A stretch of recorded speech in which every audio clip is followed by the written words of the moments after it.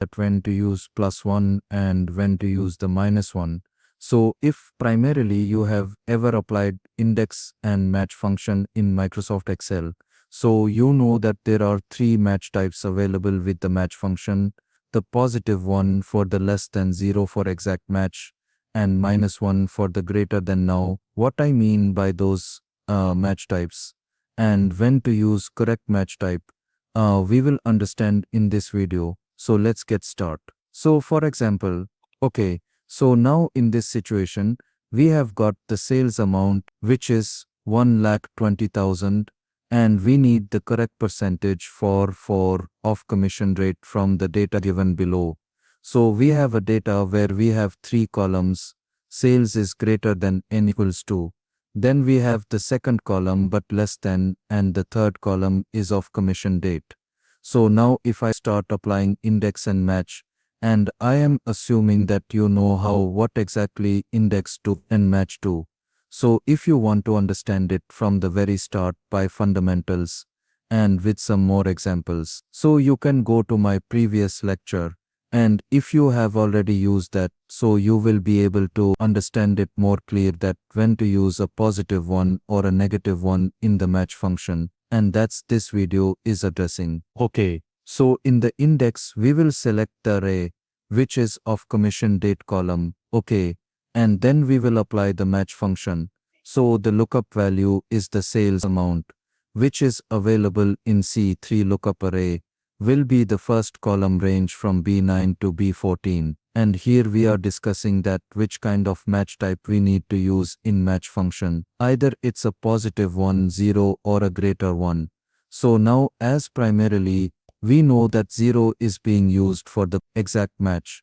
So if 1,20,000 is available in the first column of a data set, no matter at any position, it will fetch that commission rate from exact location.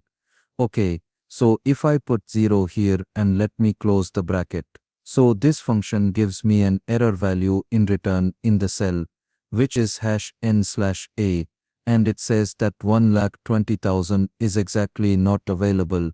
But for example, if I go to my data set, and if I do some changes in the first column, so instead of 2 lakh, if I write 1,20,000, which is the exactly same amount of the lookup value which is in C3. So you can see that now index and match functions is correctly giving the position of 1,20,000 from the data set. And from the corresponding column, index is taking out that particular resorted value, which is the 3%. For example, if I write 1,20,000 instead of this 50,000, so you can see that exact match is working very fine. No matter where the 1,20,000 is being written within the first column, that will exactly match and give the result, right? Okay, so now remember that when the exact lookup value is not available within the data set, you will get the error. Now the sales amount is of financial number. And whenever you deal with some financial numbers and you need to look up some data from the other table by using some reference functions, it could be a VLOOKUP with a combination of match, or it could be index and match combination. So whenever you are finding a lookup value which is a financial number, there is a higher possibility that that exact number will not be available in the first column of the data set. So you can take an example of a taxation on your salary. So all the employees get different kind of salaries, but they primarily their salary number will not be exactly with respect to the calculation of tax percentage within those slabs which is being created by the Federal Board of Revenue FBI in any another country. Right, all the salaries of different employees comes under the INNI of the one slab, and according to that percentage will calculate, right? Similarly, if you go to a bank, you apply for a loan, and there is a certain percentage whatever the present value or a loan you are taking from a bank, definitely you will be placing into one of their slabs, right? So in the financial numbers, it's generally not possible that the exact number which you are looking for will be available in the first column of the data set. just like in this sales example. So there are a lot of salesperson in the organization, and they are doing sales per day, for example, and they are bringing the volumes. So definitely we need to allocate some commission rates on their respective sales. So definitely we have created some criterias that from 0 to 25, there will be no commission from 25,000 till 50,000. There will be a 1% on sales, right? So every salesperson is generating a different number, but we need to give them an approximate match so that they can have a close commission rate percentage, what they deserve. Okay, so I hope the situation is clear. So exact match is not available. So 0 is not be a good choice because it will return an error. Now the question is when to use the +1 and the -1 and to get some good approximate match. So for example, let's understand the one here. First, now the positive one here is used for a less than. What does this mean? This means that if your database first column is being sorted from smallest to largest. Okay, so you can see that there are 3 columns in my dataset, right? And the first column is sorted ascending to descending, means smallest to largest. So it starts from 0, 25,000, 50,000, 1, lakh 150, 200, right? So whenever you know that there is an financial number which needs to be searched out approximately, and your database first column is being sorted from smallest to largest, yeah, means that less than. So you need to use 1 always. So it gives me 2.0% of commission date. And let's check. So 120 definitely will fall in this particular row, and that's returning the commission date. Now might be some of you will ask that 120, which is the sales amount, is higher than this particular number. Yes, exactly. You are true. But every time when you do look up, it will stop one step ahead of that particular approximate match. That's the key point you need to learn. Okay.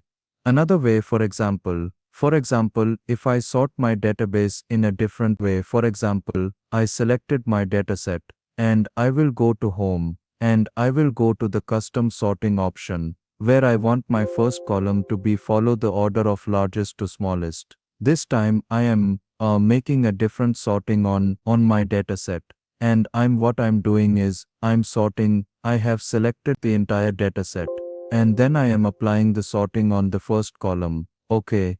And I'm doing the largest to smallest order. So now you can see here, it is returning me as 0%, whereas it should return me a certain commission rate. So this means that when you have a financial number, and you are finding it in a dataset, to return a certain value from a certain column, and your dataset first column is sorted from highest to lowest, means largest to smallest. So you need to, instead of +1 in the match type, you need to use -1, because as you can see here, -1 is used for greater than this.